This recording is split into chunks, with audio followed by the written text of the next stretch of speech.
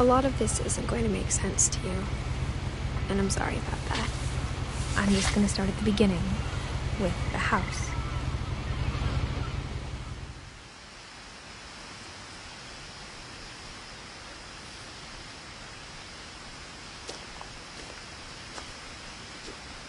Someone had put up a chain-link fence, but it looked like I wasn't the first person to hop it. My brother Milton disappeared when I was 4.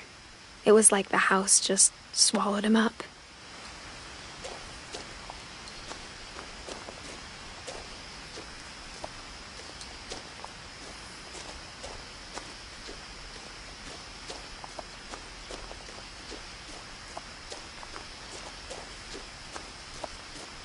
I lived here until I was 11, but I wasn't allowed inside half the rooms.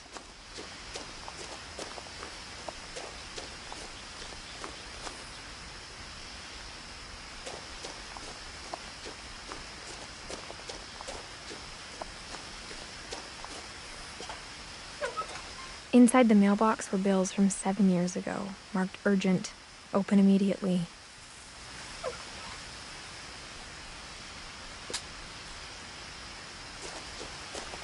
I hadn't been back since my brother Lewis's funeral.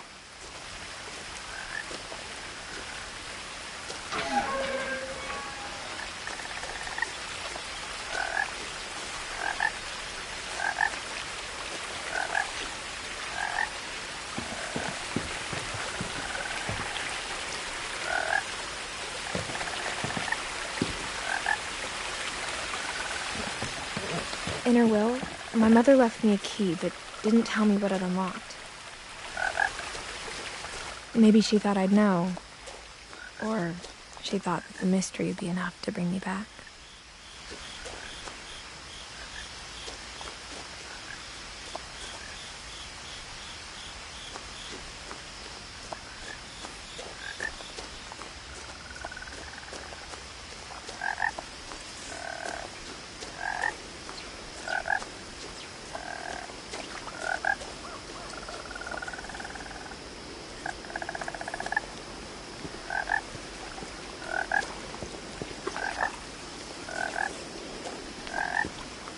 The truth is, even after I inherited the house, I never thought I'd come back to it.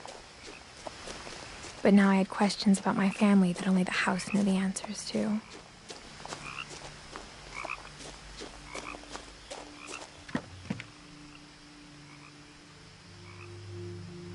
The woods around the house have always been uncomfortably silent, as if they're about to say something but never do.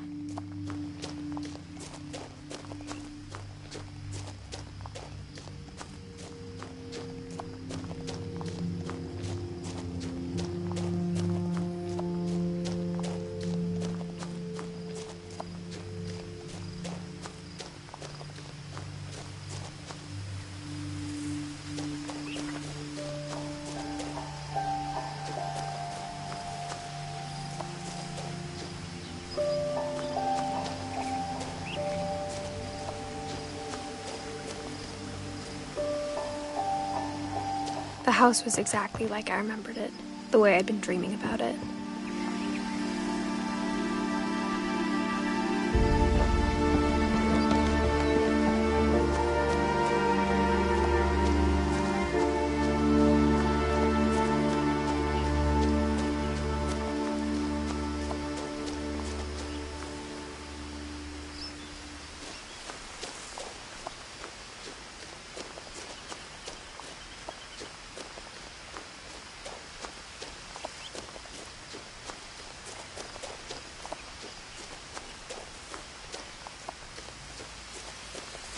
As a child, the house made me uncomfortable in a way I couldn't put into words.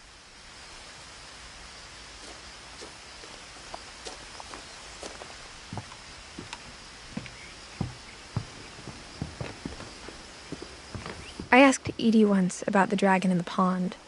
She said it had killed her husband. I was 6. It seemed like an odd joke to me, even then.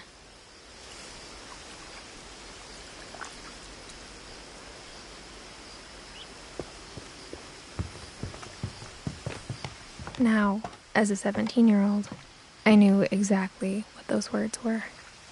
I was afraid of the house.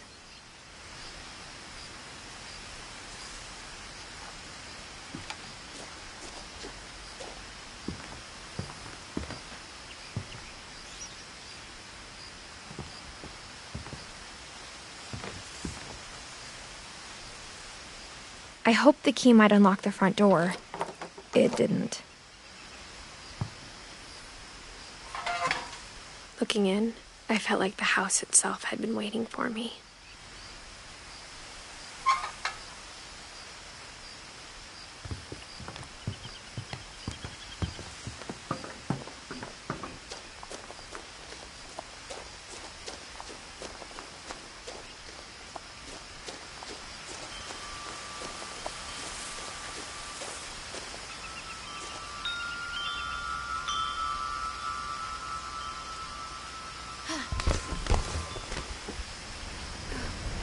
Crawling through the doggy door used to be a lot easier when I was 11. The power had been turned off the night we left.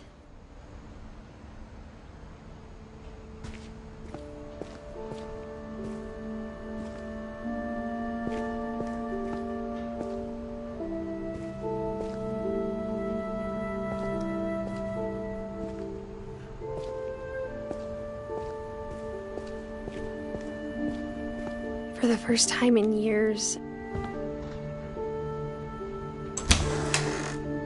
I felt like I was home.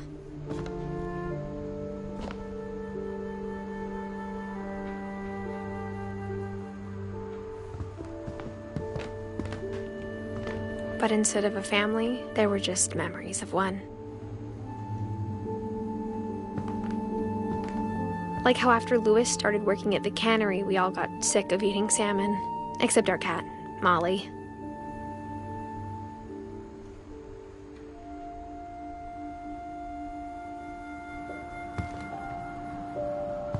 Or how only one restaurant would deliver to our house, so we had Chinese a lot.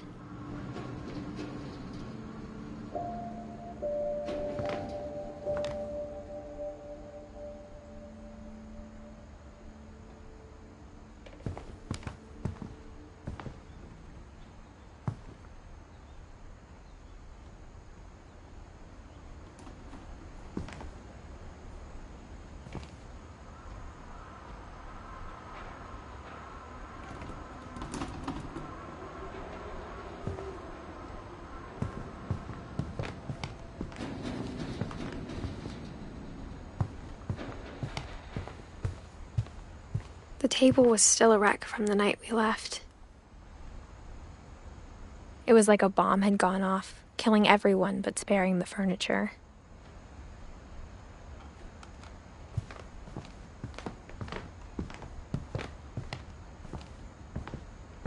My mom was the only one of us who could imagine Great-Grandma Edie living in a nursing home.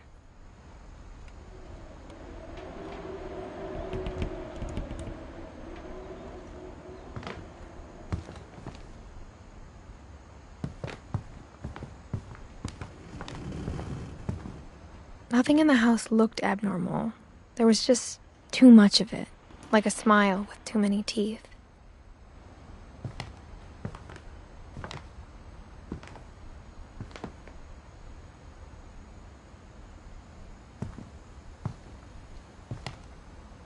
Even the fireplace had a story. Edie told me the bricks came from the original house, after it sank.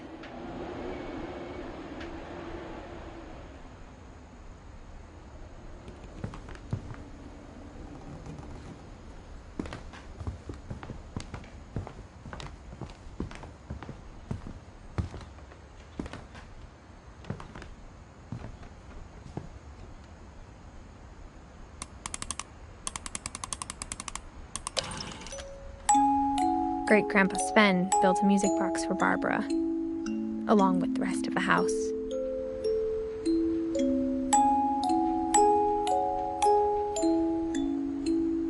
Mom always told me to stay out of the basement, so I wasn't too surprised when the key didn't fit.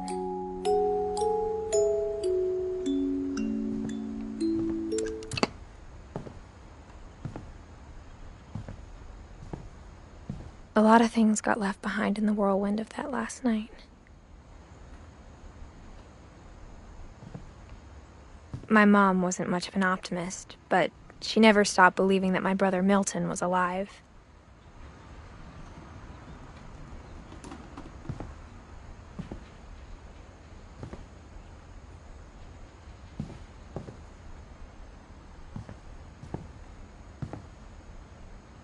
After Milton disappeared, Mom sealed up all the bedrooms. Then Edie retaliated and drilled peepholes.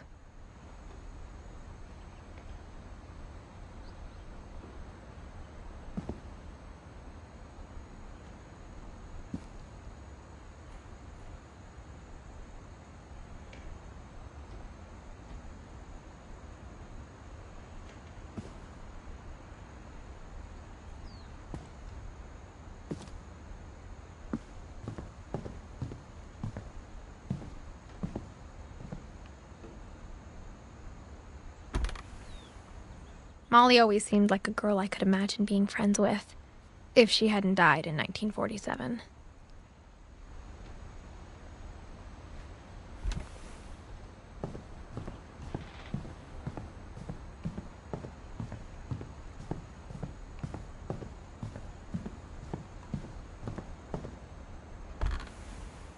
As a kid, I just assumed every house had peepholes and sealed rooms you weren't allowed inside of.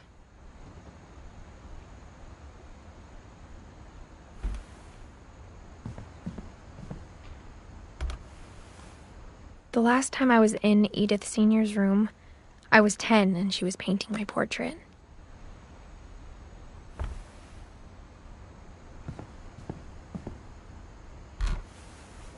My Grandpa Sam spent 7 years sharing a room with his dead brother, Calvin.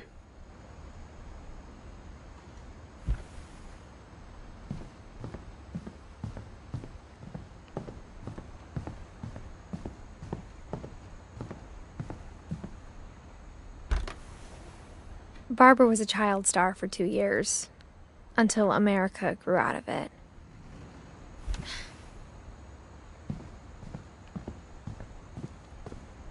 Mom must have locked the third-floor stairs on the night we left.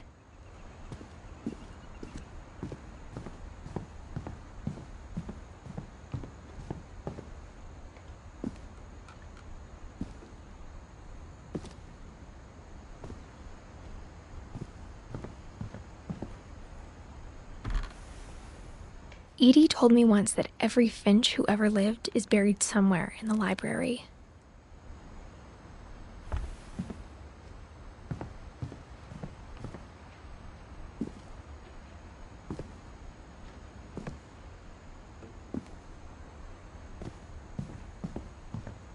I spent a lot of time playing in Great Uncle Walter's room. I think my mom sometimes regretted not sealing it up.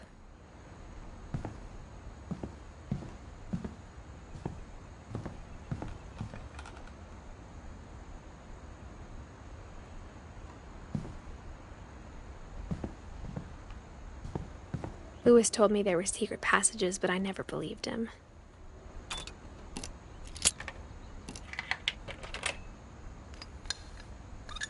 Turns out, my mom was really good at keeping secrets. Now it was time to find out what my mom had been afraid of.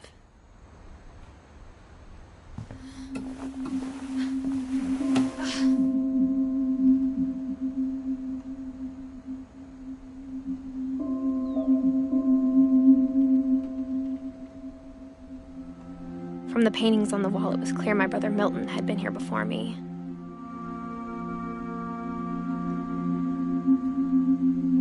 Reading this, maybe it sounds like I had a plan, but I had no idea what was behind that door.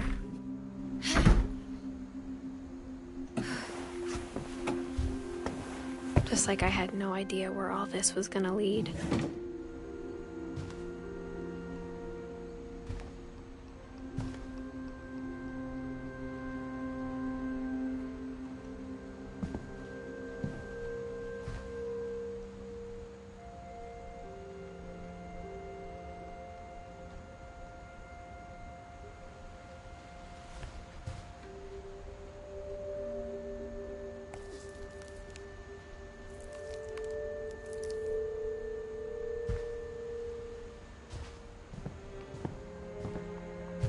I grew up looking at Molly's room through the peephole. Molly's gerbil had a tiny bedroom with its own even tinier gerbil cage.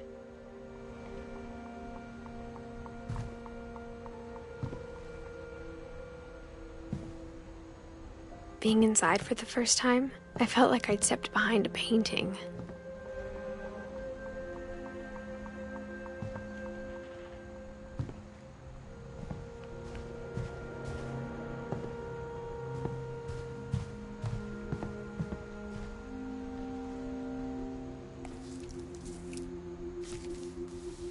December 13th, 1947.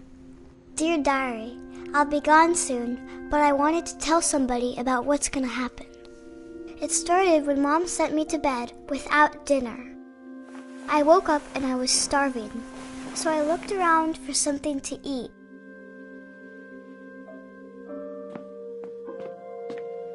The gerbil food was dry, but I didn't mind it.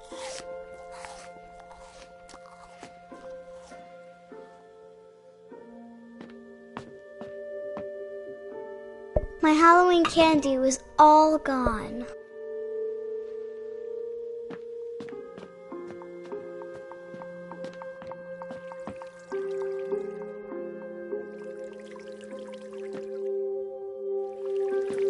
I thought about eating Christopher, but I held back.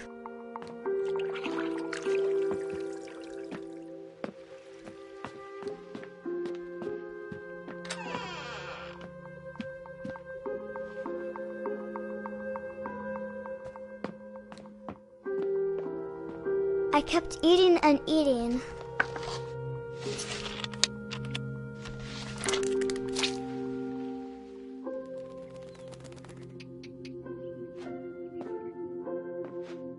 I ate a lot of things that night.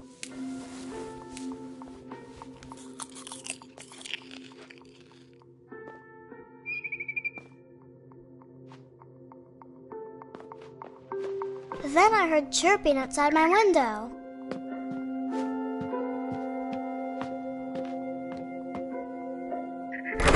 Mom, can I come out now? Sweetheart, it's late. Go to sleep.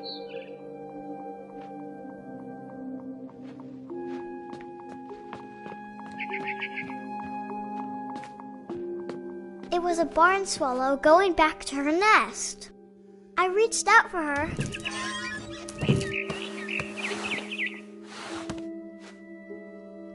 And suddenly, I was a cat.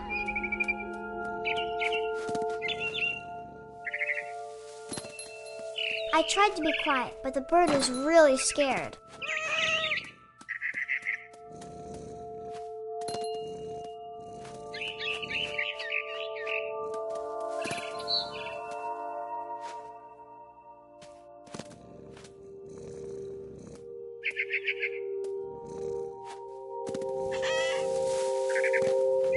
Mom and Dad didn't even look at me.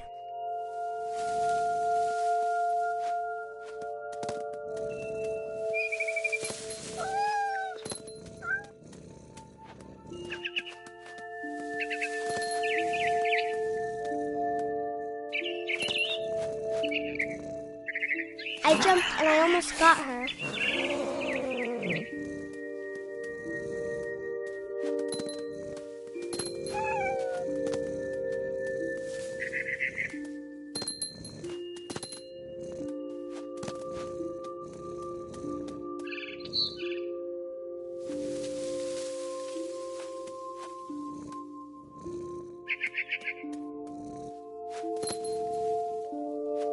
I could tell she was getting really tired. Now I was up in the big tree. I promised Dad I wouldn't climb it anymore. All I cared about was eating that mama bird.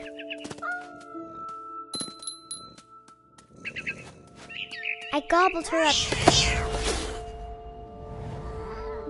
And suddenly, I was an owl. First, all I heard was the wind. Then I heard little teeth nibbling in the grass.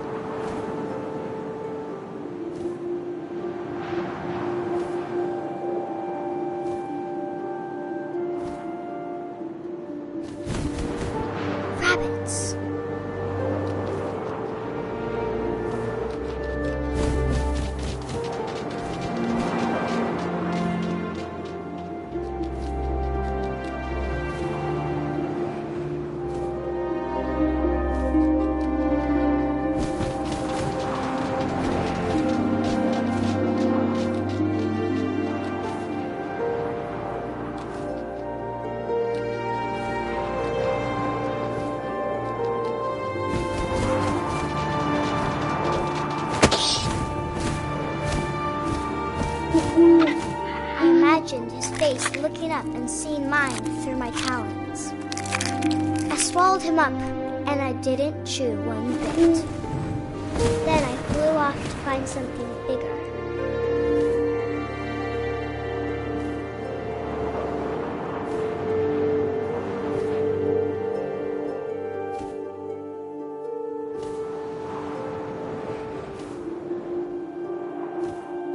A mama rabbit.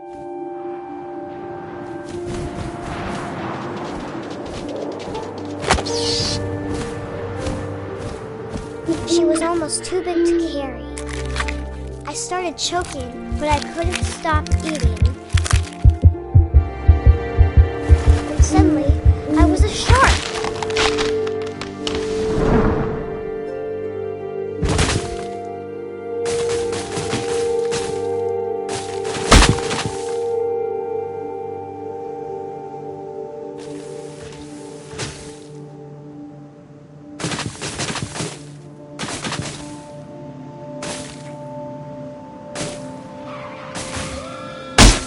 I rolled off a cliff and into the ocean. Now, I was hungrier than ever.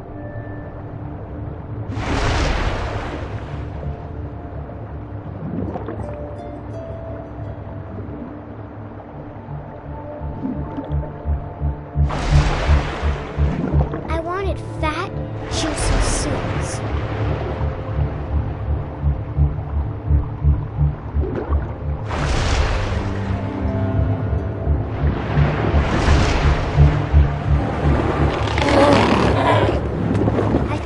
Her flipper, and it tasted really good.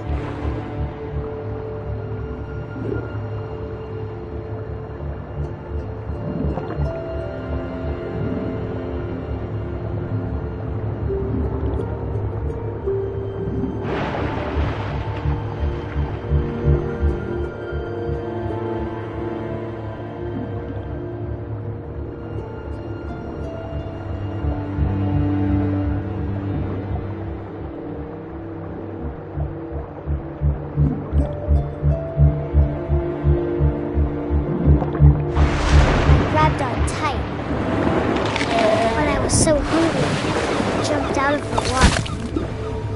When I opened my eyes, everything had changed.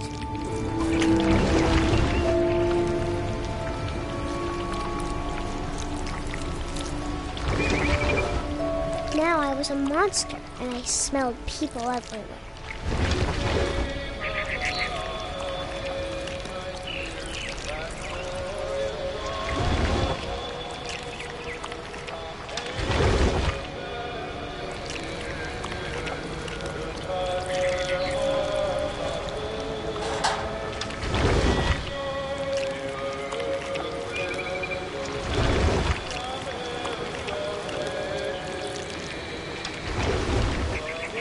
I was big, but I moved real quiet.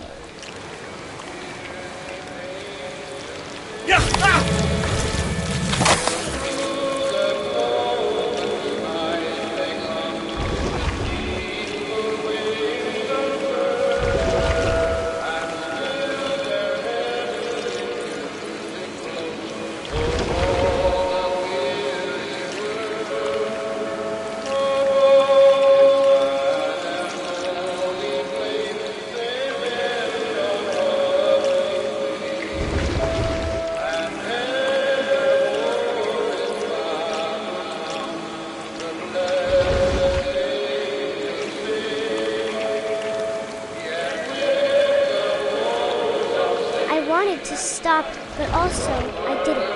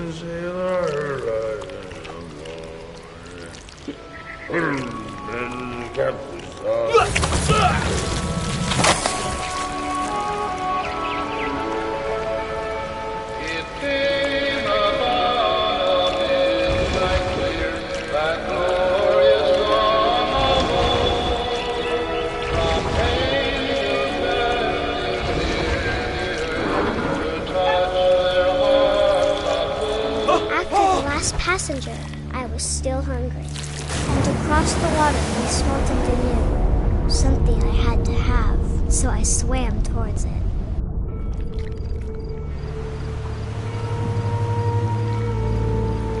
I slithered onto the sand, and the good smell went into an old pipe.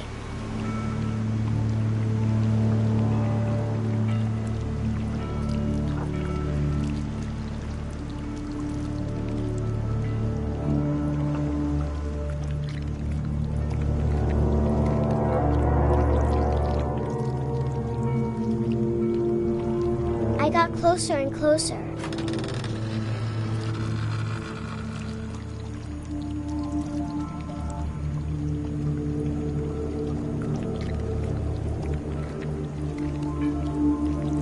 All of my stomach started growling.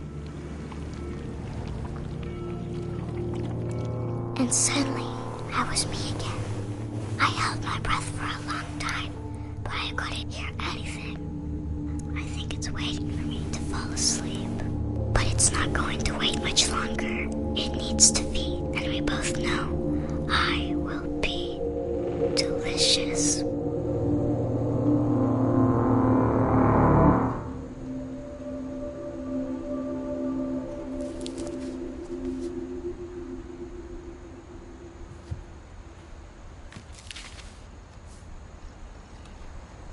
I'm not sure if I believed all of that, but I'm sure Edie would have.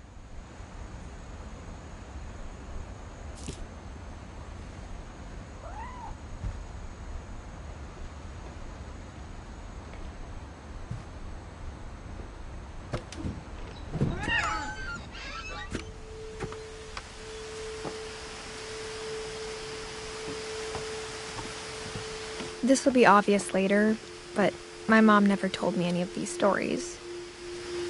Edie would have, but Mom didn't like bringing up the past. Though, when we adopted a stray kitten, she was the one who named it Molly.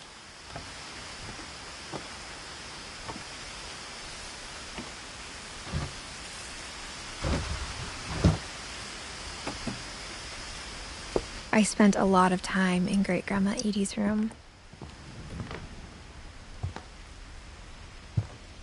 Her room was like a museum.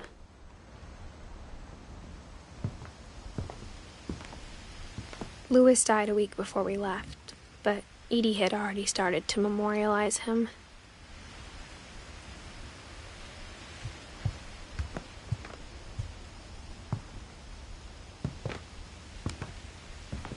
One summer, they evacuated the island, but Edie refused to go.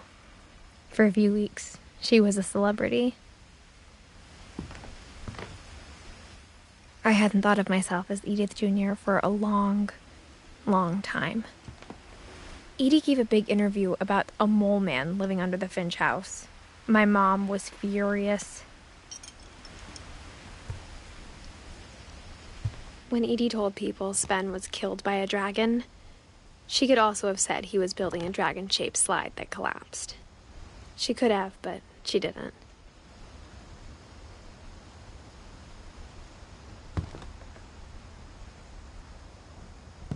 Even in her 90s, sometimes Edie seemed a lot younger than my mother.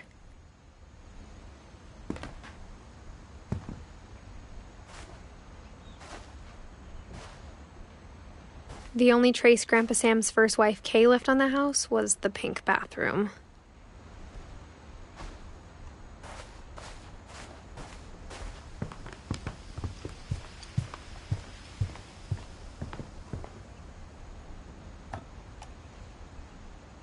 For 500 years, the Finches have been famous throughout Norway for their fortune and misfortune. Odin Finch buries the latest victims of the family curse, his wife Ingeborg and their newborn son, Johan.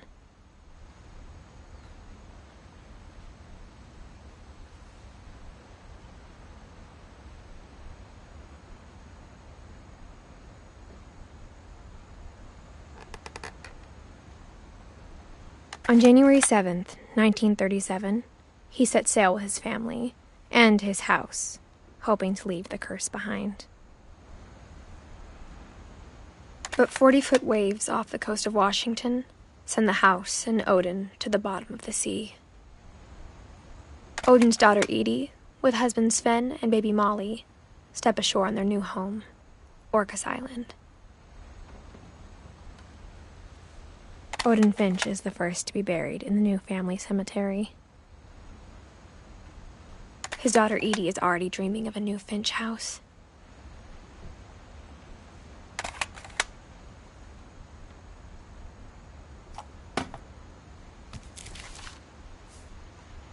Whatever's wrong with this family, it goes back a long ways.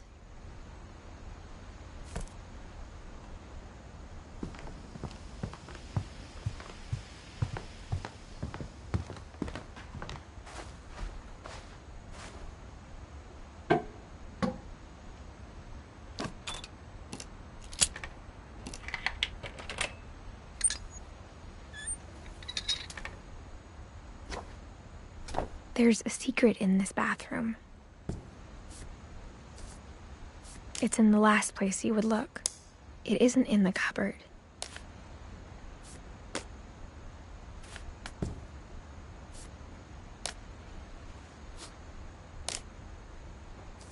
It's hidden in this book.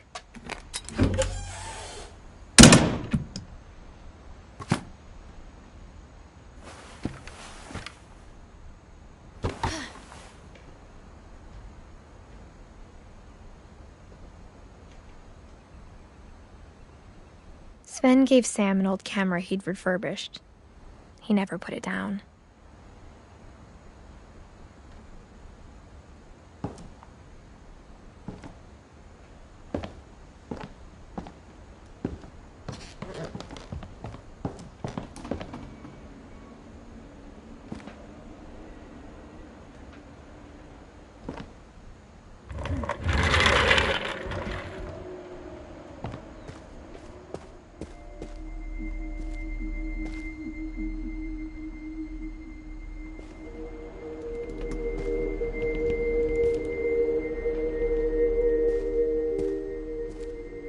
I knew Grandpa Sam had a twin.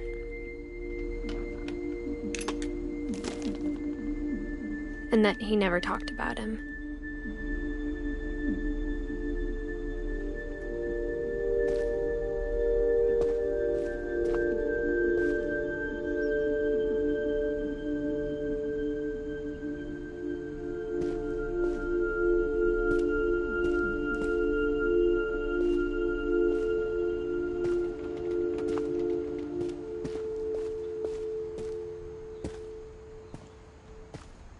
I guess my grandpa didn't like history any more than my mom did.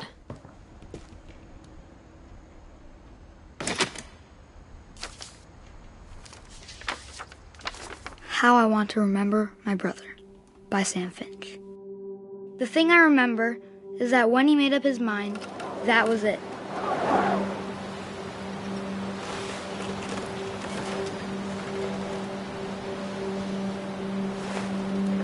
My brother said he'd die before he ate another mushroom. And he did.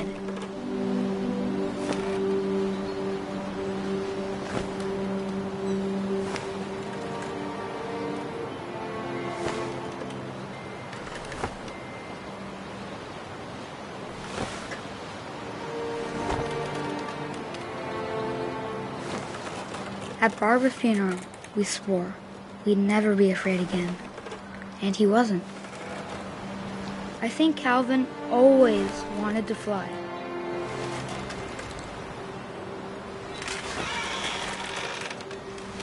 Sam! Calvin! Dinner's ready! Coming! But that day, he finally made up his mind to do it. I told him going around was impossible. Maybe if I hadn't said that,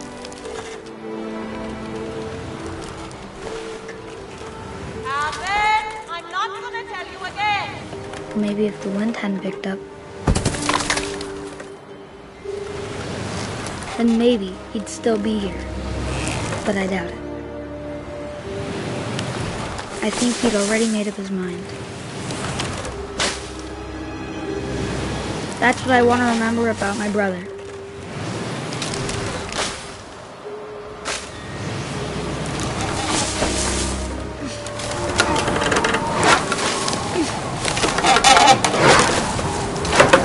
The day he made up his mind to fly. And he did.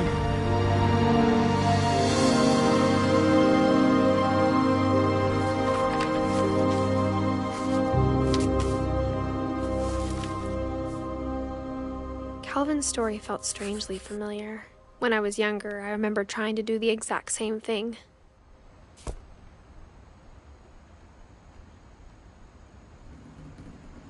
After the funeral, Edie roped off Calvin's half of the room.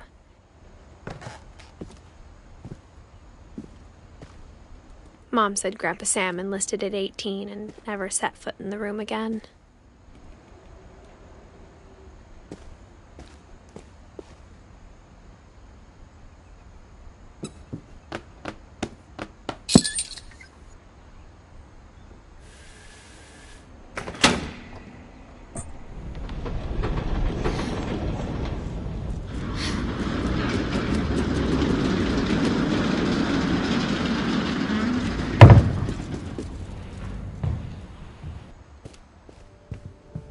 The passages were a pretty tight fit. They'd obviously been built for smaller hands and bellies.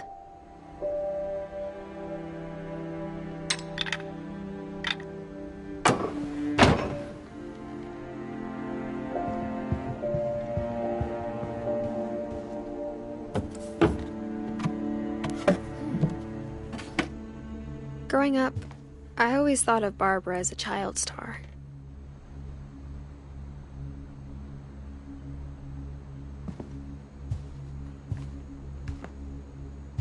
I never thought about how hard it must have been for her afterwards.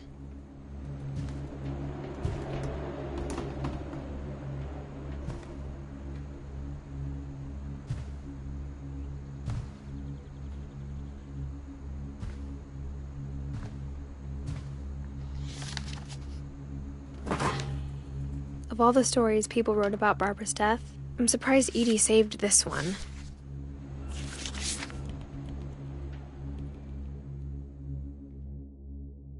Old Jack here with another ghastly tale inspired by America's most unfortunate family.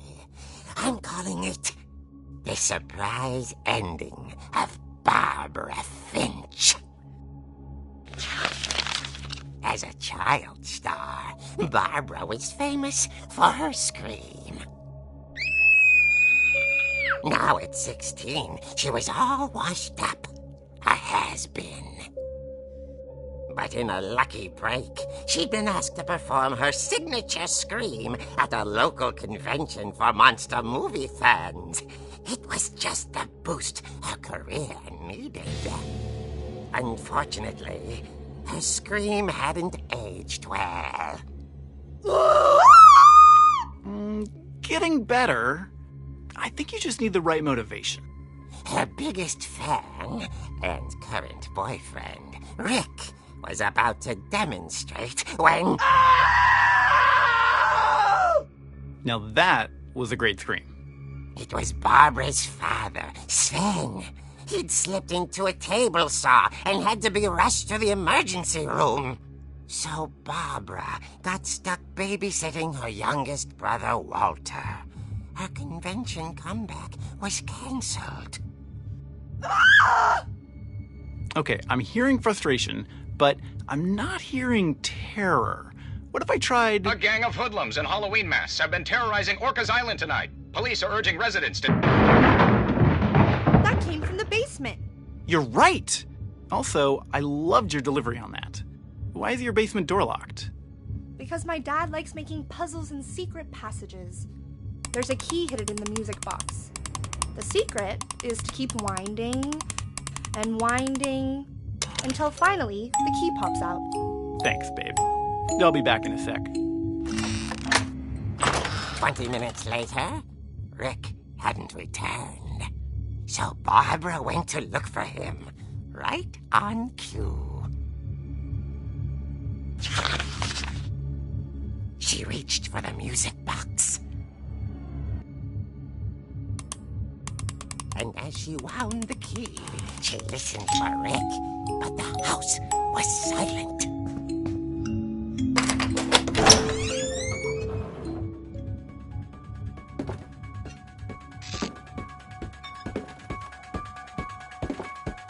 She found Rick's crutch and imagined the worst.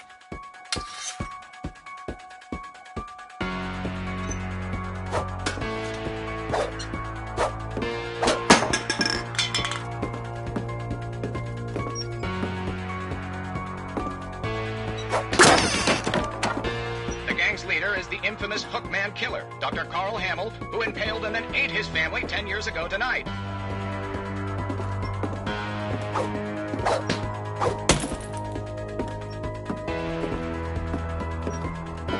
The old fridge rattled and grew still.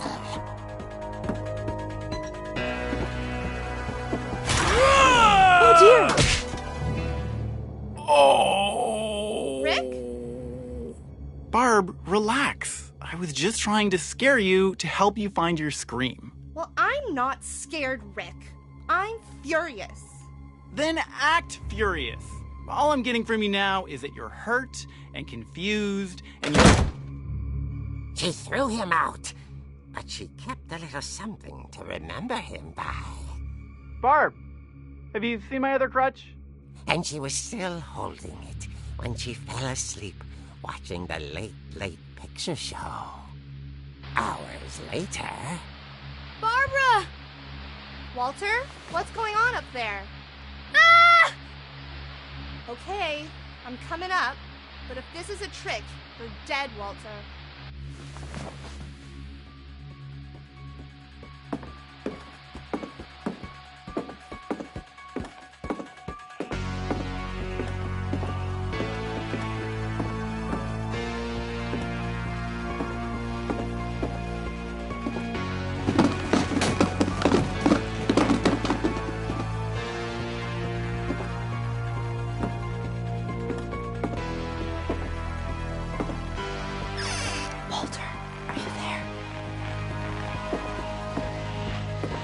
Walter had vanished, but his bedside radio was still on. Orcas Island police describe the man as 6 feet tall, with a steel hook for a hand. Residents are urged to lock all doors and windows and notify the police of any suspicious activity. Barbara turned, saw the hook man, and was speechless. He was quite smashing.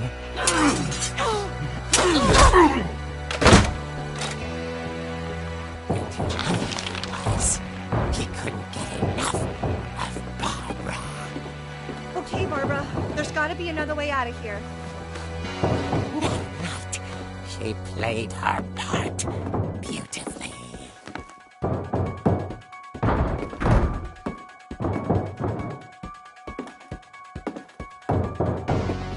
Molly's door hadn't been opened in years.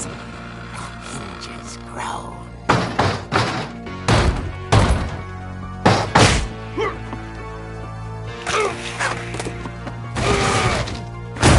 He wasn't moving, but she sensed the story might not be over yet.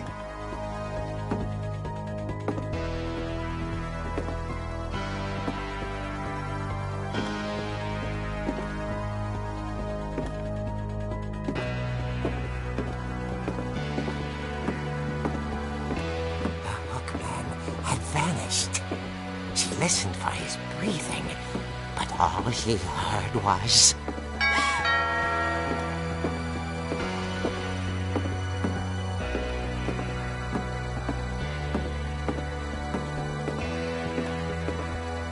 At the door, she heard whispering.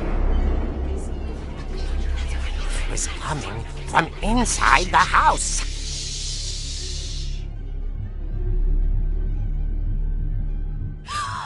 Oh dear. The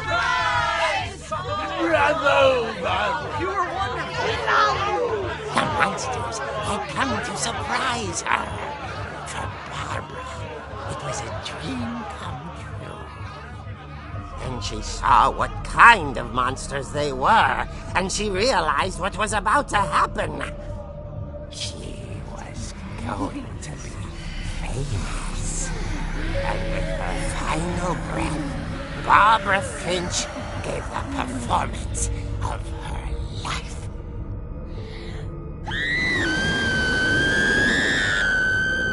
I wasn't there myself, but I hear Barbara was magnificent. Poor girl. She had a taste for stardom. But unfortunately, so did her fans. Of course, the police blamed it all on poor Rick, who disappeared the same night. And little Walter? Hiding under his bed the whole time. He took it all pretty hard, but that's another story. As for Barbara, tucked inside the music box is all they ever found of her.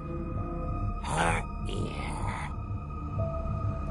Now that's what I call a real eerie tale.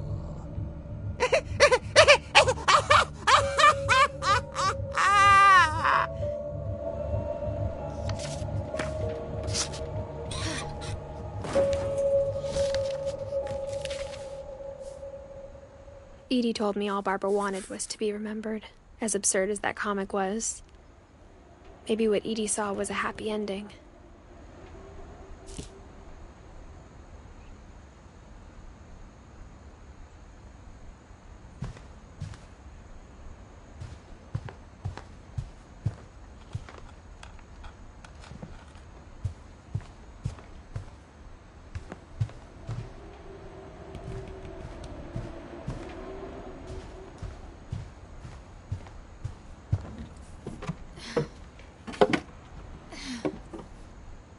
I guess now I know why Mom didn't like me playing with the music box.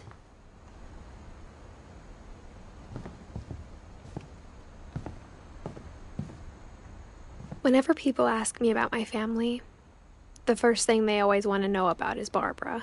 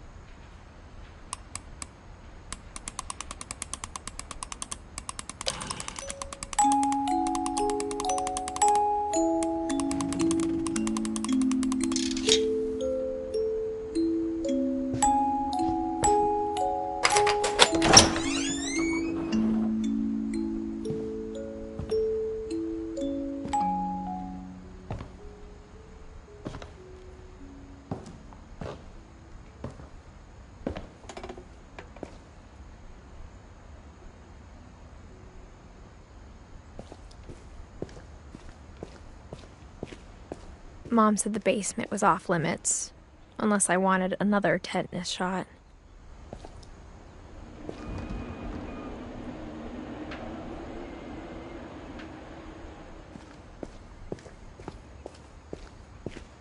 I saw Edie sneak down to the basement once, carrying packages. I thought maybe she was hiding presents.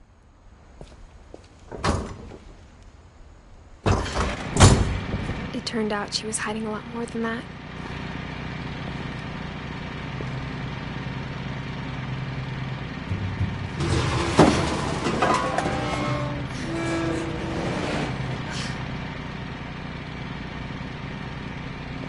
I remember asking Mom once about where Walter had gone.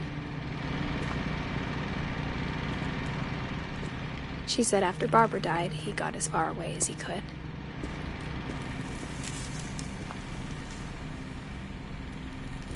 If there's a pattern in all these stories, I think it's that none of us has gotten very far.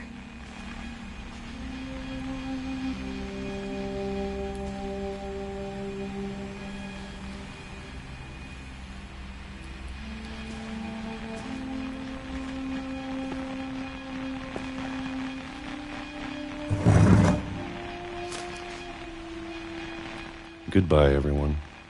I can't believe I've been down here for 30 years. On that first day, after the shaking started, I didn't think I'd survive a week.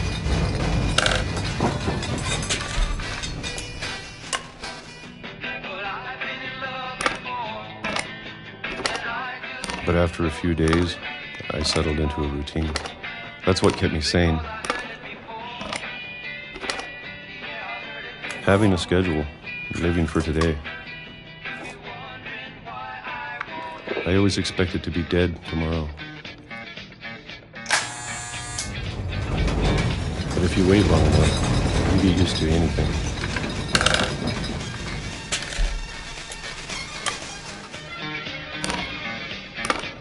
Even a monster on the other side of the door starts to feel normal. Almost friendly.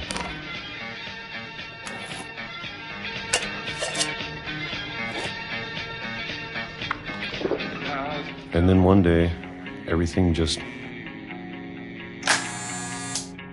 stopped.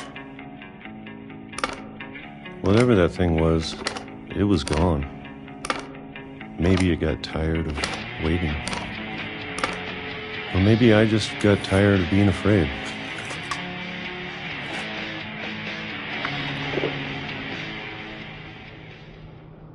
It's been a week now, the longest in 30 years.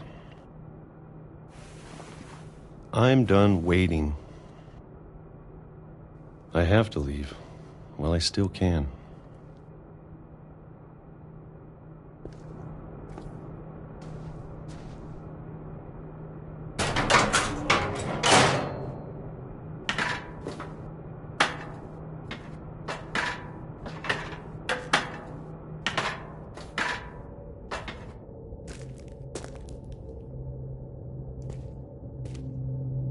I know it's out there, somewhere. Whatever killed Barbara and Molly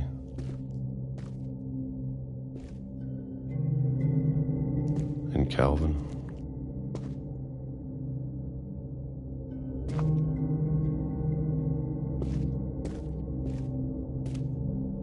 Maybe this is all a mistake. But I need to stop living the same day, even if it kills me.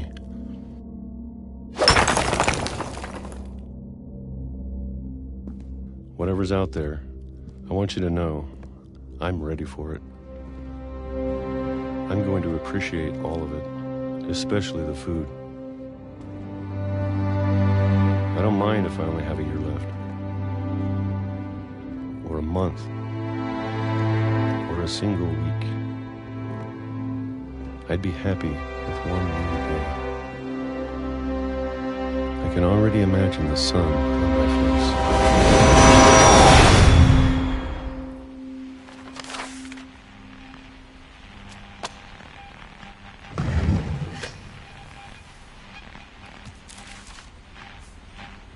Walter died when I was 6. I can't believe my mom never told me he was down here.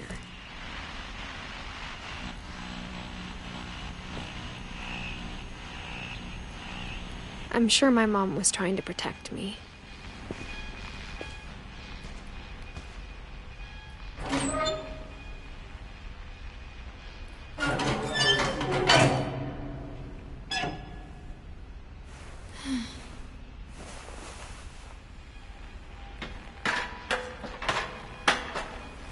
Maybe she was afraid I'd end up like Walter.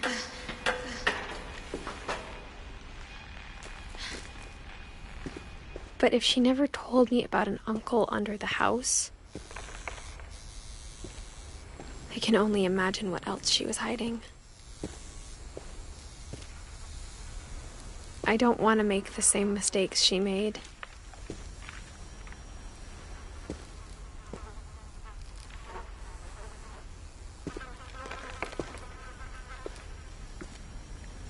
Trying to bury something that's still alive.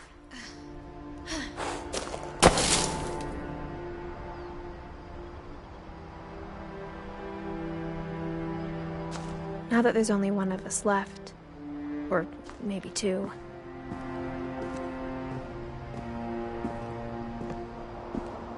I thought it was time I heard the stories for myself. And found out what happened to everyone else. But now I'm worried the stories themselves might be the problem. Maybe we believed so much in a family curse, we made it real.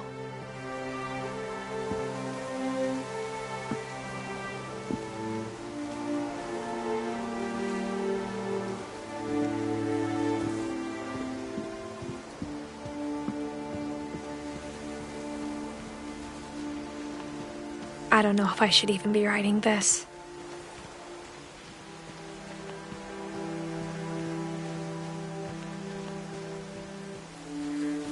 Maybe it'd be better if all this just died with me.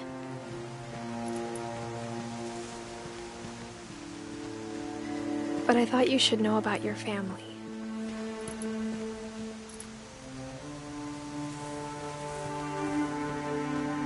And the history you're a part of.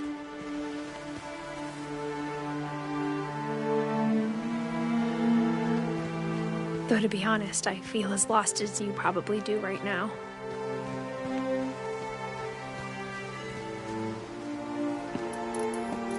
I think the people in these stories believed them, for what that's worth.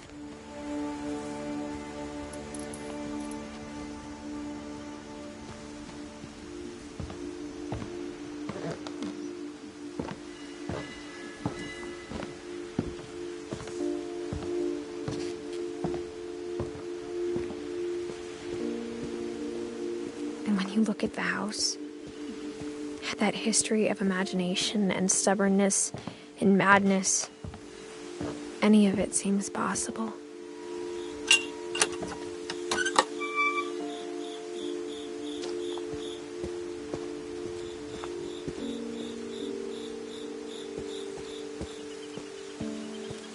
I think we've been surrounded by death for so long, we've just gotten used to it. What kind of family finishes building a cemetery before starting the house?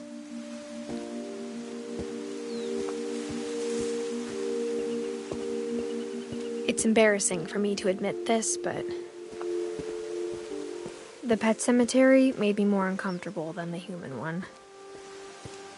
3 of the gerbils were mine, and 2 had been my fault.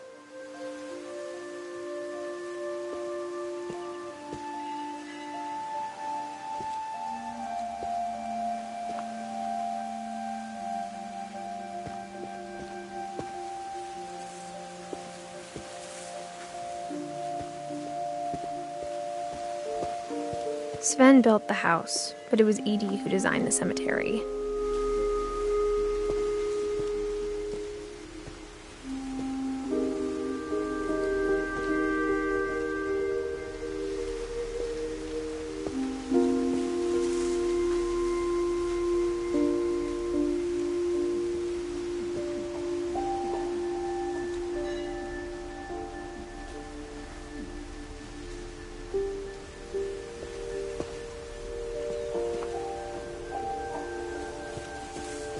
I'm sure Odin's monument had been Edie's idea.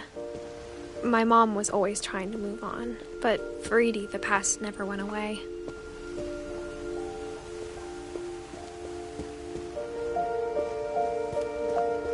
She could see it poking out of the water at low tide.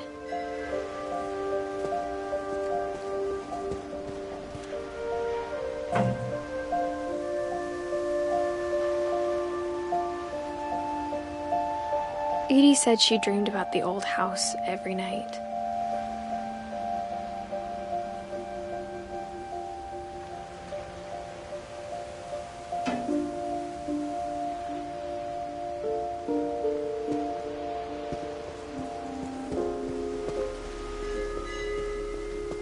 Edie's side was always easier for me to understand. But the older I get, the more I can see where my mom was coming from. Her dad had been pretty strict, but it wasn't enough to save her brothers. She was just trying to do better.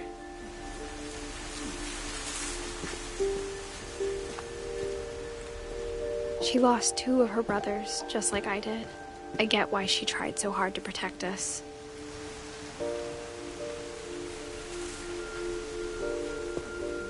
We never found Milton's body, so my mom insisted we were putting up a monument, not a tombstone.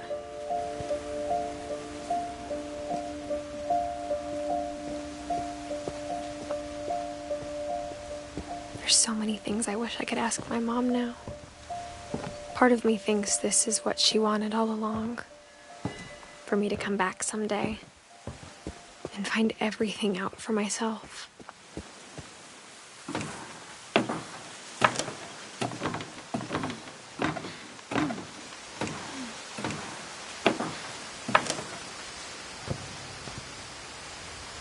But looking back on it now, if she told me there was going to be so much climbing, I never would have come when I was 22 weeks pregnant.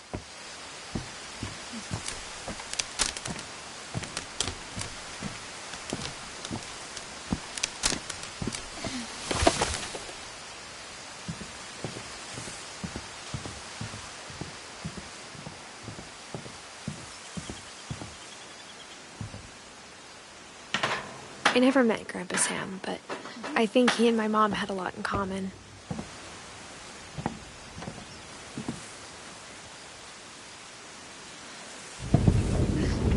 They were both pretty intense.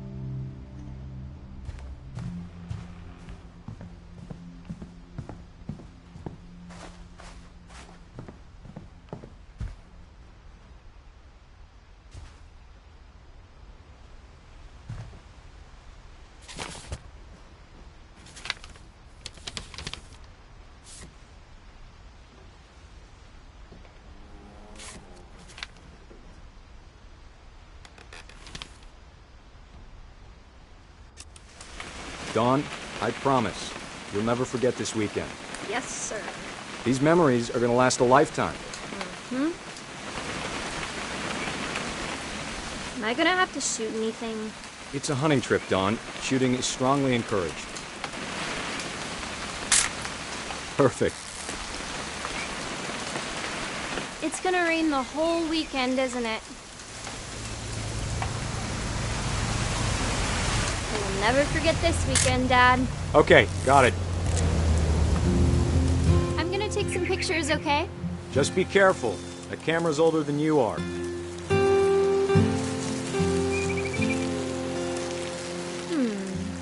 Definitely shouldn't. Hey! That's a keeper. I'm just saying, I'm not always gonna be here, Dawn. You'll need to remember this stuff, if you want to survive. I'll be fine, Dad. You know who else thought he was gonna be fine? Some guy who died. Dawn, I'm being serious. I know, Dad. You're always serious. Doesn't being out here make you want to chill out? Well, to tell you the truth, I haven't been out here in 20 years.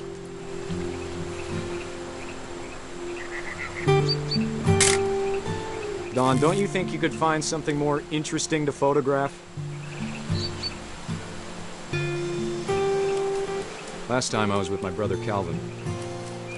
Man, that was a great trip. Your grandpa Sven taught us how to fish, how to build a fire. We found an old logging trail. There were deer everywhere. Dad! Good eyes, Dawn. Before you take the shot, let me get a picture of you.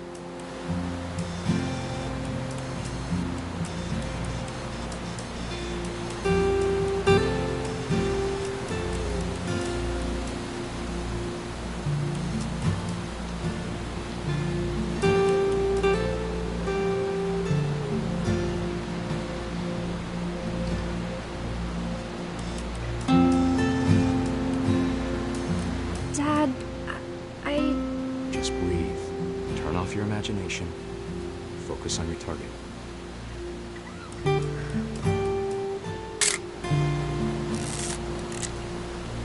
Let me get behind you.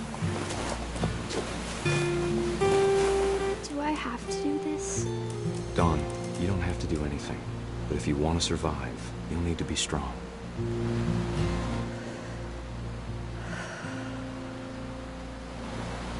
Now keep yourself squared up, elbows down, like we practiced.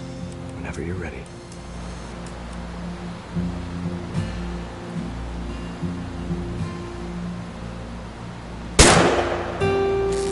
Great shot, Dawn!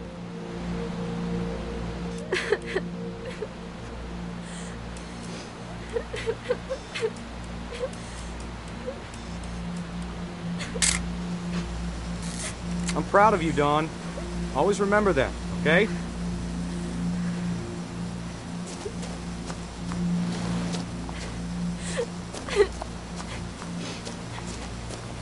Sorry, Dawn. Just gotta reset the timer.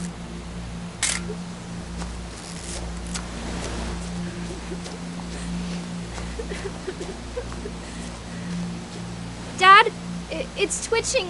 I think That's it's totally normal, Dawn. Just focus on the camera. Try not to think about... Dad!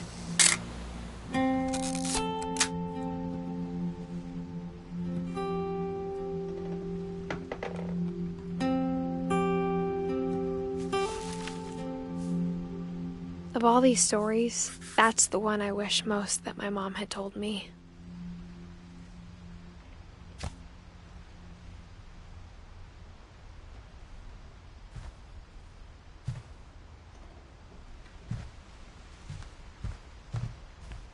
Instead of hiding from death, Sam seemed to go out of his way to meet it.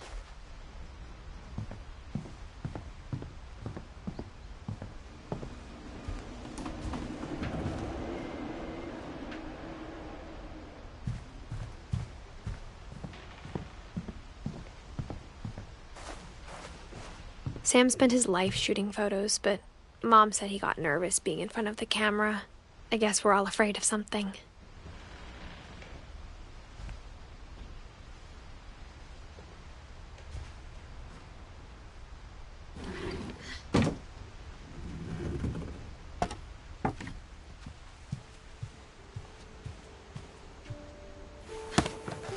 After Sam died, my mom and Edie got really close. They'd both lost a lot.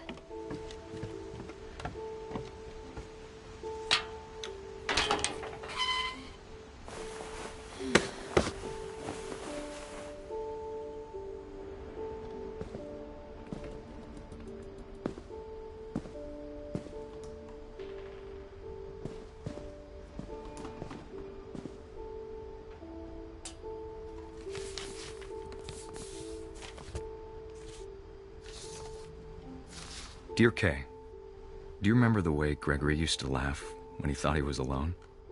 Like something funny was happening, but only he could see it.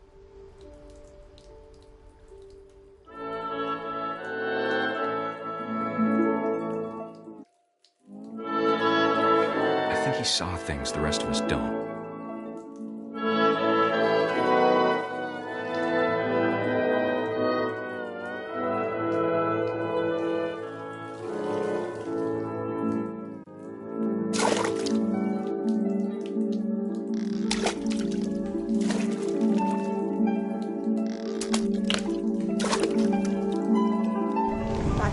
Gregory, it's time to...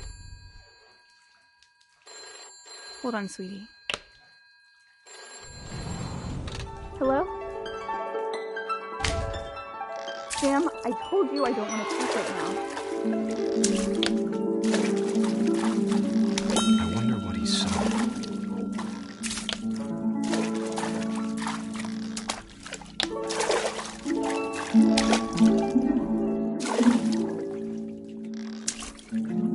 What his world was like.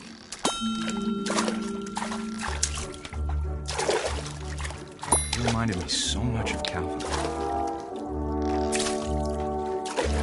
Lost in his imagination. Whatever it was he saw.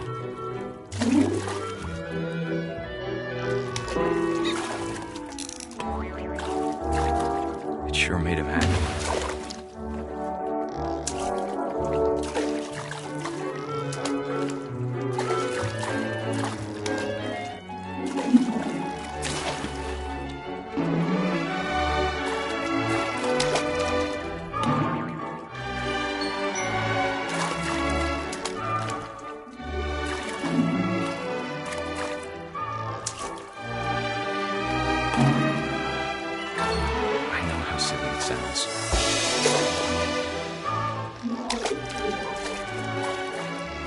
That I worried about a baby being too happy.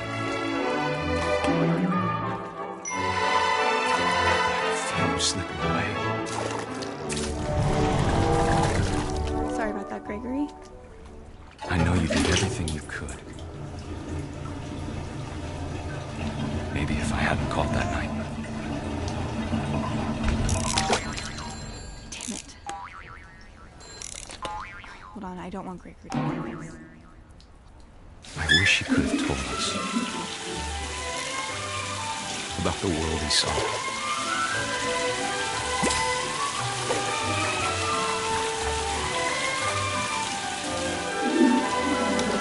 There's so much I don't understand about Gregory, about everything.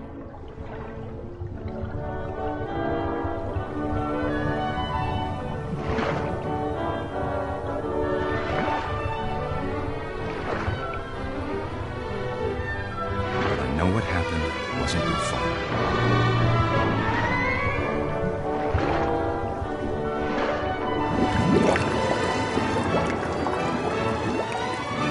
I'm sure he's happy. And he'd want you to be happy too. Good luck, Kay. Love, Sam.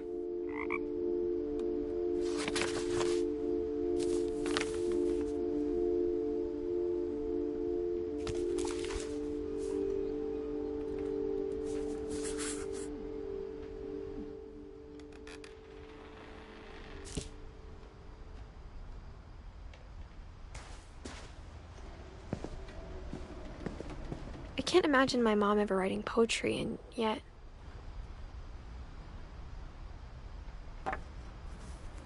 A poem for Gus, who always said the wedding was a bad idea. Our father never hit us kids, at least not very hard, before the day my brother said with teenage disregard that he'd be dead before he'd see a wedding in our yard.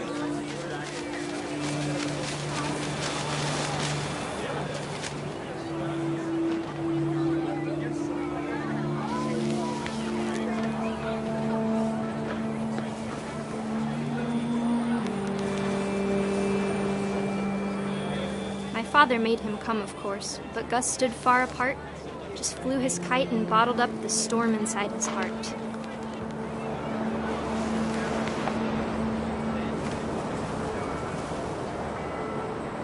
I tried to talk him out of it, but though he'd never met her, "We don't need a stepmom," were the words that I now pronounce you husband and wife. You may kiss the bride.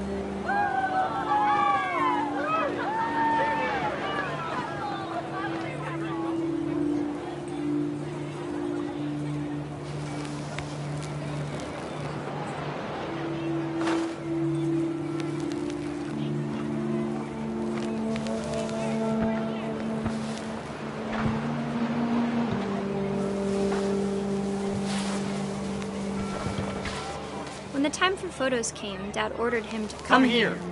But Gus declined, and as a sign held up his middle finger.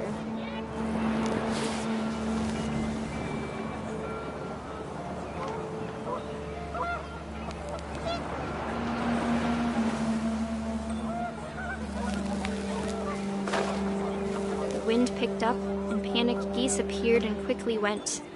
But all the humans did that day was go inside the tent.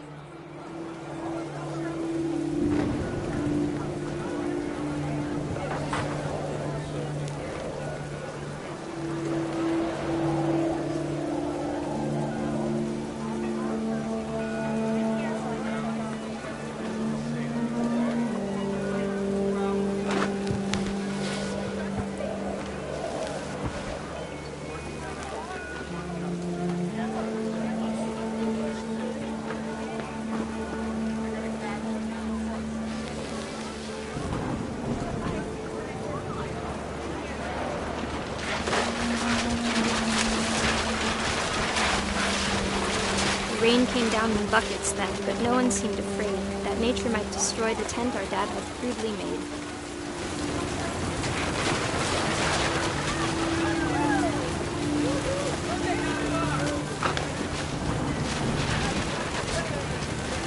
The thunder sounded much too close and full of angry power.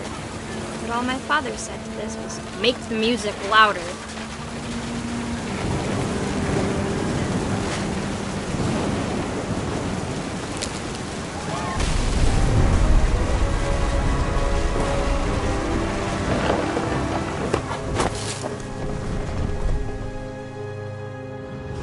I wish that I could truly say I thought about you on that day. Out there on the beach alone, just you, the wind, the sea, and foam. But I didn't, until we found you.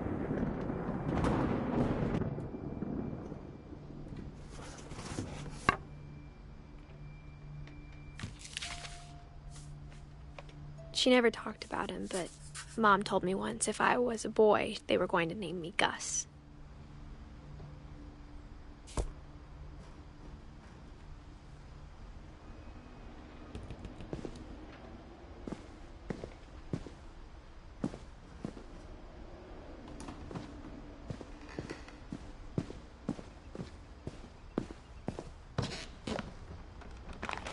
My mom moved up to the loft after her brothers died. At the time, it was as far away as she could get.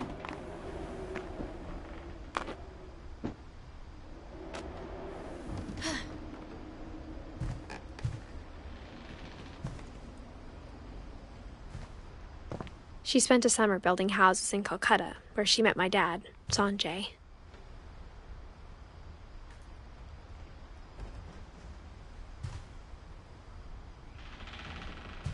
Religion was another thing my mom never talked about, but I think it helped her a lot after her dad died. My mom moved to India a week after graduation and got a job teaching English. Louis was born a year later.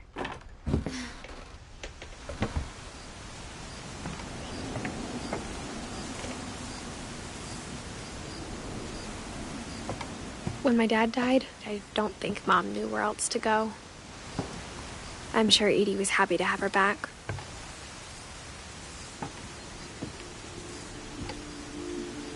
And to see kids in the house again.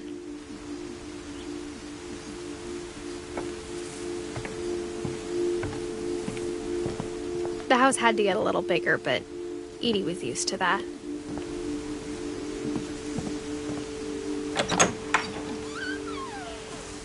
And for a while, things were good. Almost normal.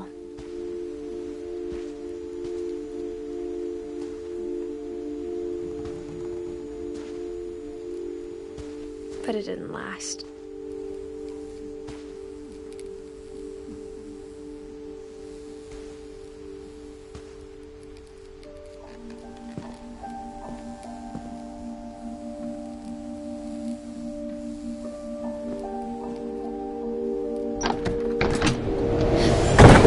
The beginning of the end was Milton's 10th birthday, when Edie gave him a castle.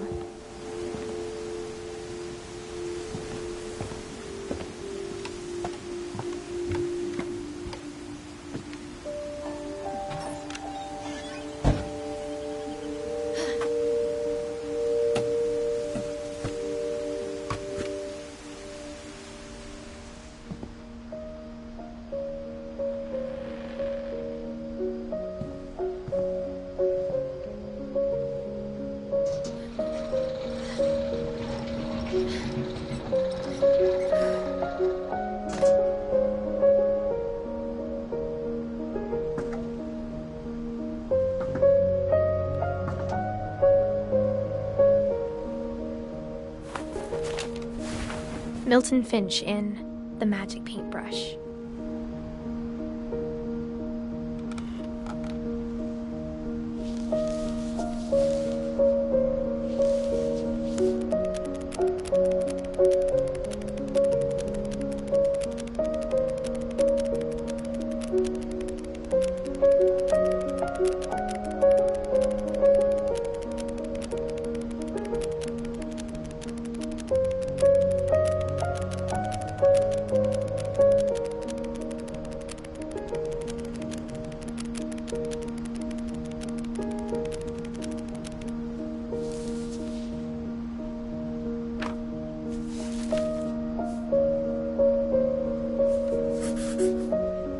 was 4 when Milton disappeared.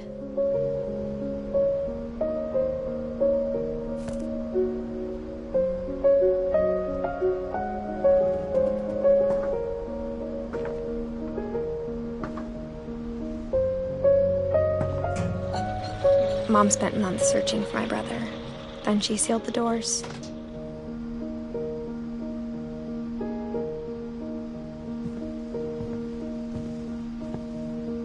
Whatever Milton had found in the house, Mom didn't want it getting out.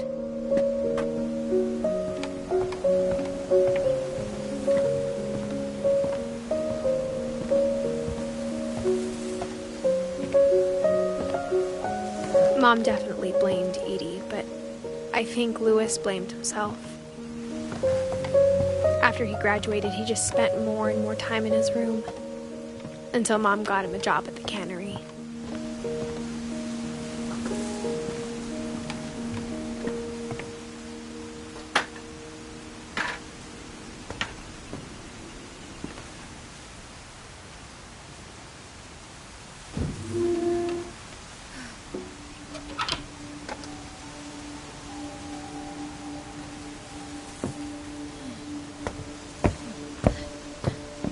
Louis's room smelled very, very familiar. That part of him lived on.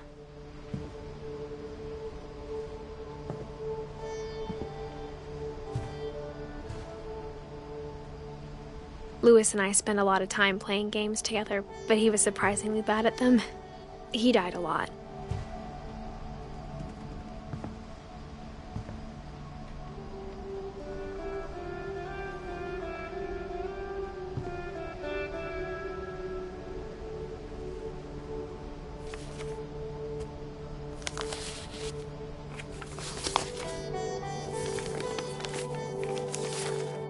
Dear Mrs. Finch, as Louis's psychiatrist, I can understand your desire for an explanation.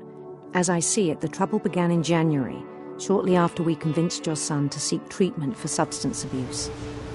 Newly sober, I believe Louis first noticed the monotony of his daily life.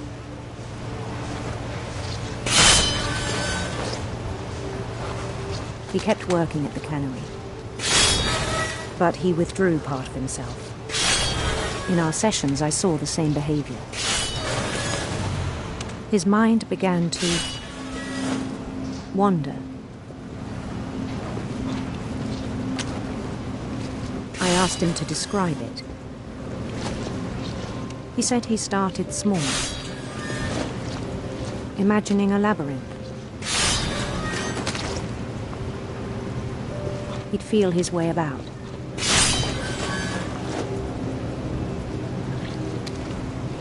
Then something moved. Bats.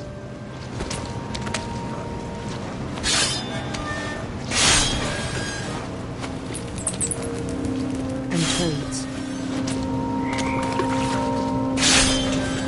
And things that have not names. He knew it was all in his head.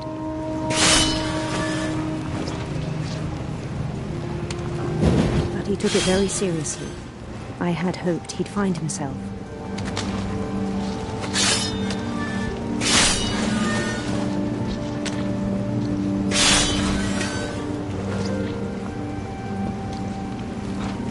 But he found something more. I worried about him then.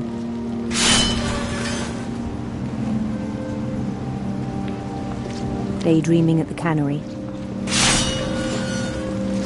I spoke with his boss. But he said Louis had become a model employee.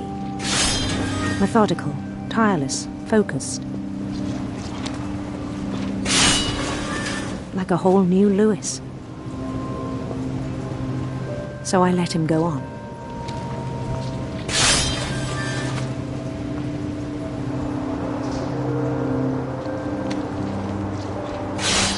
I even encouraged him. It seemed very promising at first. He told me he'd made a new friend.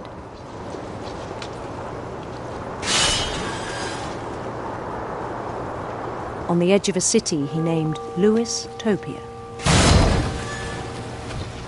He built the city up slowly, brick by brick. Then he made musicians.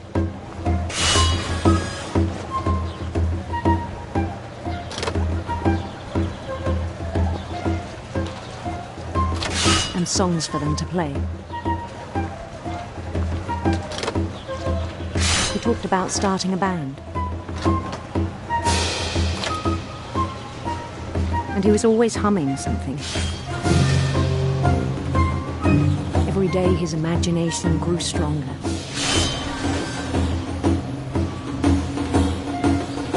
He no longer spoke at the cannery.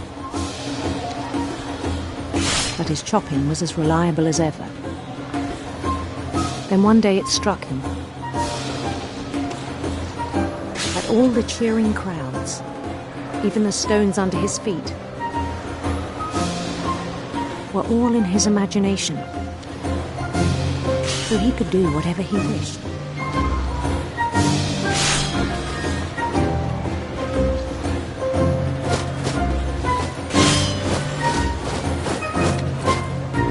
He held an election for mayor. And he won.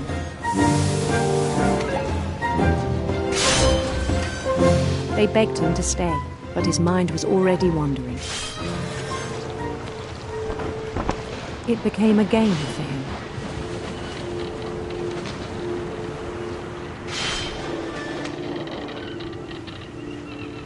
He'd conquer a city, then immediately push on. New Louisville.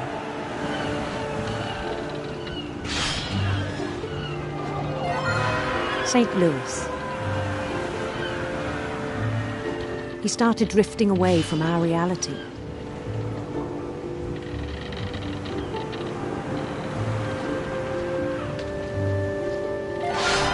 Minneapolis, until one day he forgot to go home from the cannery. Even as his mother pleaded with him, part of Louis kept sailing on.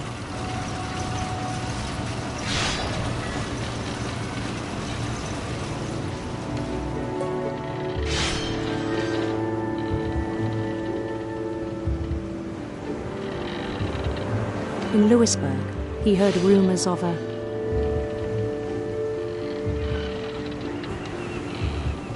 beautiful prince.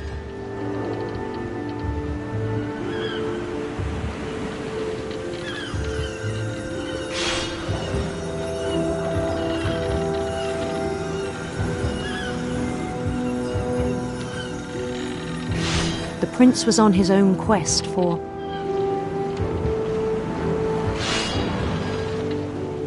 sinister serpents.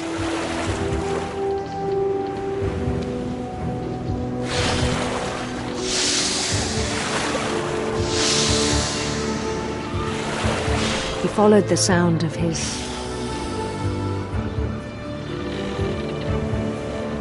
silver harp.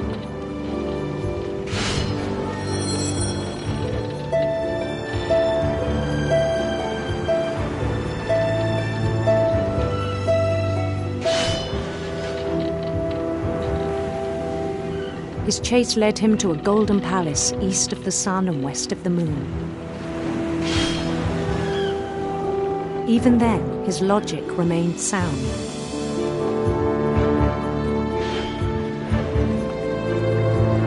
He knew the world was all in his imagination.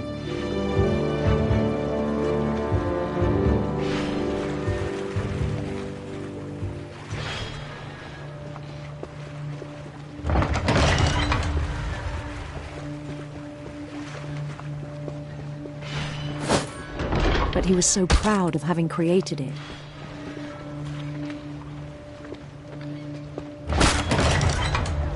In his own eyes, he'd become something greater than a king.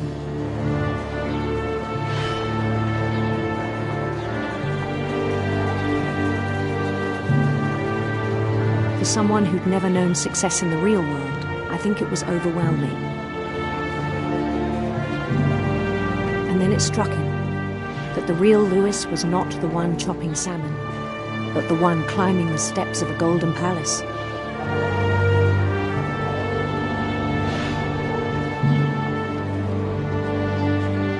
My imagination is as real as my body, he told me. It was hard to argue with him.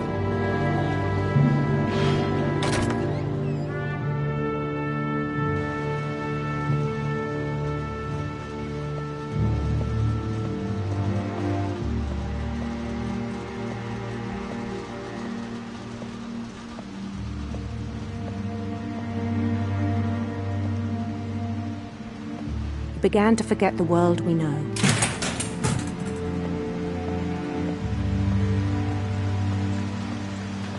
I think it pained him to remember Lewis, the cannery worker.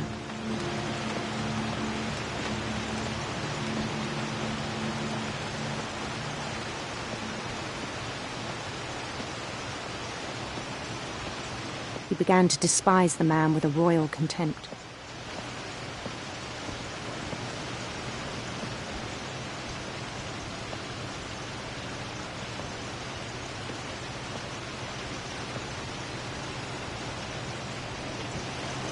I still thought I could save him. Even after he said he was being crowned king over all the lands of wonder. The palace would be packed with his companions.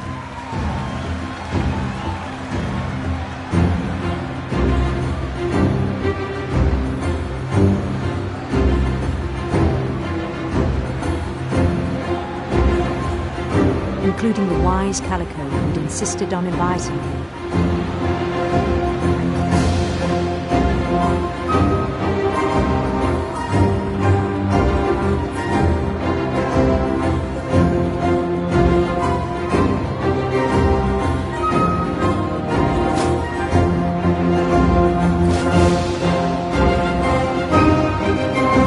His prince waited, holding his crown.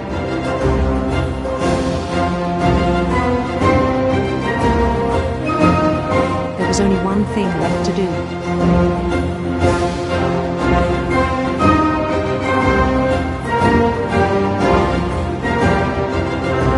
Bend down his head.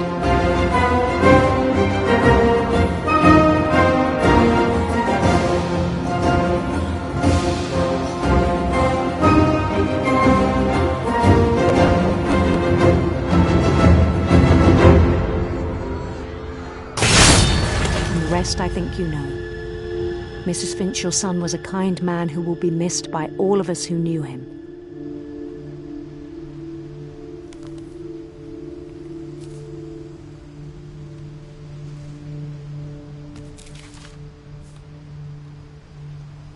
My brother was really cool. I wish you could have met him.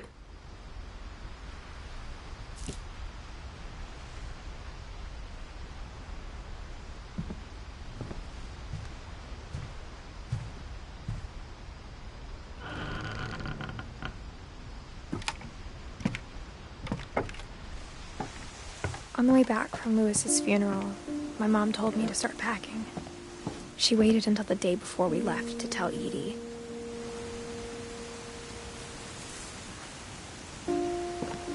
I'm not sure if she wanted to make it easier or harder.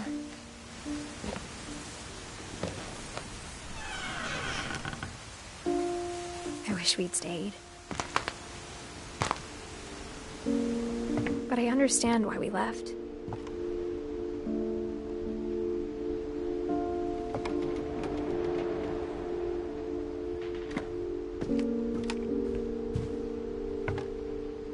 My mom ended up leaving everything behind. What happened that night had been coming for a long time. Maybe it should have come sooner.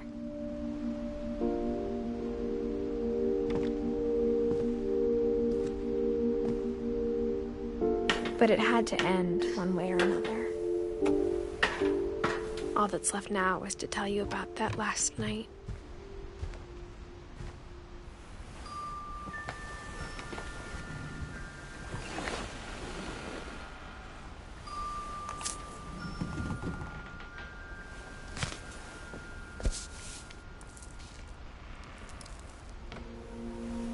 whole last day, Edie just watched us pack and didn't say a word.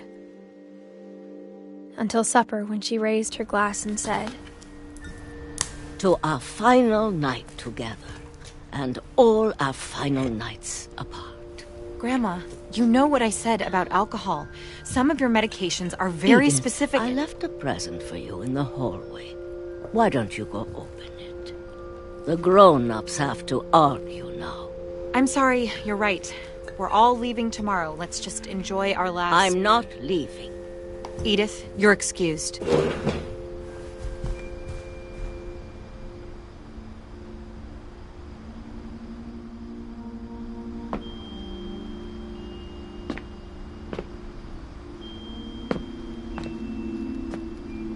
The power had been shut off that morning, but Edie always had plenty of candles.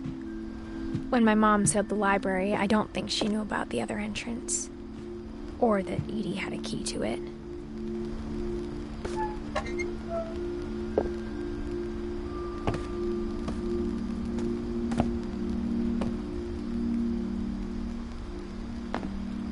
The thing you're afraid of isn't going to end when you leave the house.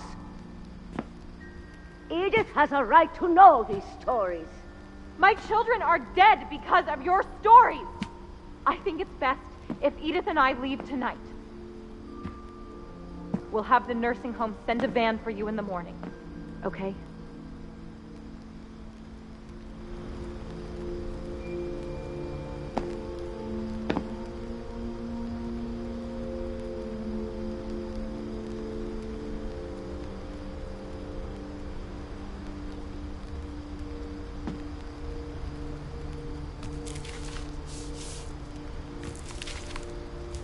Dear Edith, there's so many stories I wish I could tell you, but there's only time for one. This is about what happened on the night you were born. That night, the tide went way, way out. It was the first and last time I ever saw the old house aground. There'd been an earthquake out in the middle of the ocean. They called it the lowest tide in 1,000 years.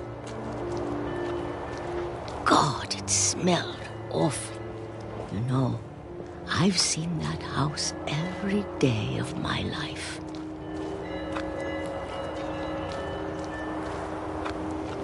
But I never thought I'd go back to it. When the fog rolled in, I lost my way.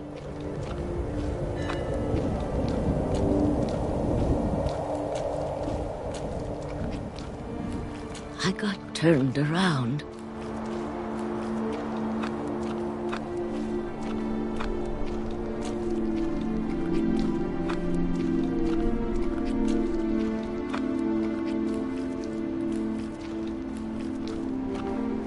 For a while, I wondered. I started seeing things.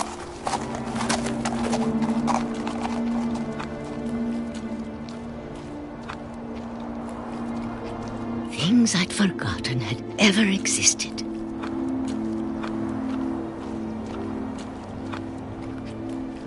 But when I saw them, they felt like old friends. That night, a lot of things came back to me. Or maybe I came back to them.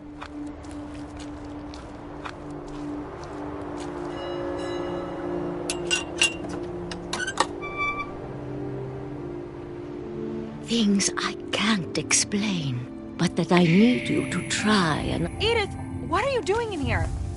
It's mine. Edith! Mom, you're gonna rip it! Let go!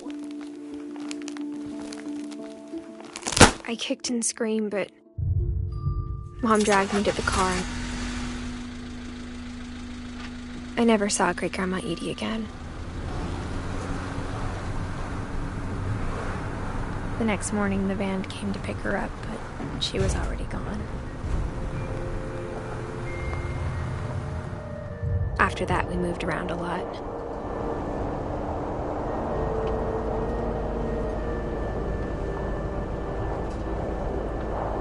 We both tried to make the best of it.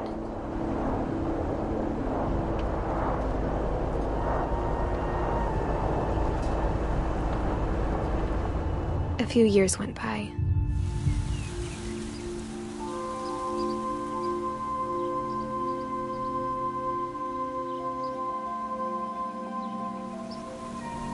My mom didn't like to talk about it, but she started getting sick a lot. The rest happened pretty quickly. She got better for a while,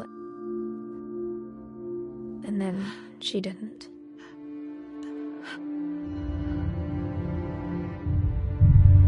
And then I was alone.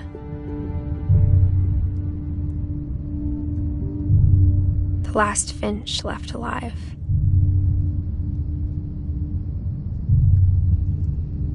Until I found out about you. I'm still not sure what to tell you about all this. If we lived forever, maybe we'd have time to understand things. But as it is, I think the best we can do is try to open our eyes. And appreciate how strange and brief all of this is. This journal was supposed to be for you. But now I hope you'll never see it. I just want to meet you and tell you all these stories myself.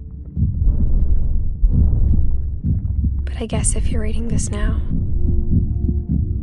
things didn't work out that way.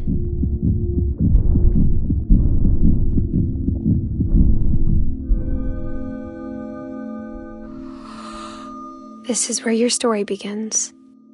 I'm sorry I won't be there to see it.